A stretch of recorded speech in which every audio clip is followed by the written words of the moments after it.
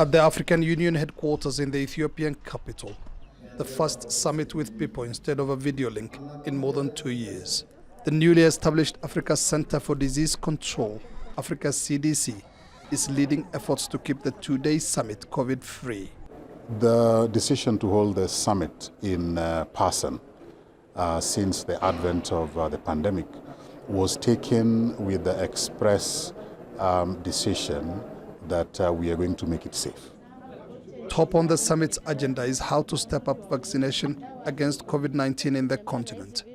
Although COVID vaccine supplies in Africa have risen significantly, the continent is struggling to expand rollout, with only 11% of the population fully vaccinated.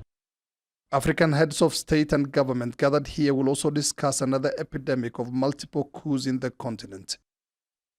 Emboldened by popular anger, West African military leaders in Mali, Guinea and Burkina Faso have carried out 4 coups in 18 months.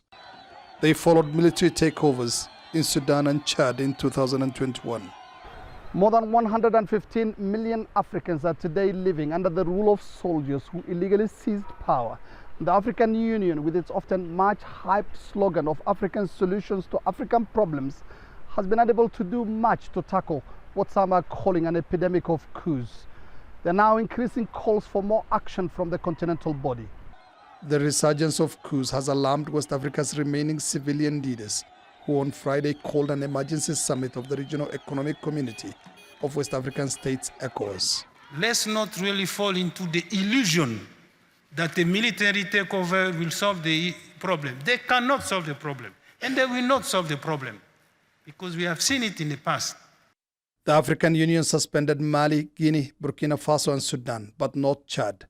Some analysts warn the double standards could have dire consequences. There is a breakdown in the social contract between the government and the people.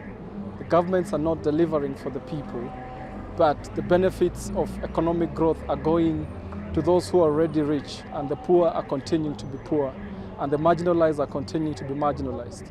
With many African nations facing major security threats, relentless humanitarian disasters and millions of young people with no prospects, reducing the number of coups might be a tall order for the African Union. MOHAMMED, Adow, Jazeera, Addis Ababa, Ethiopia.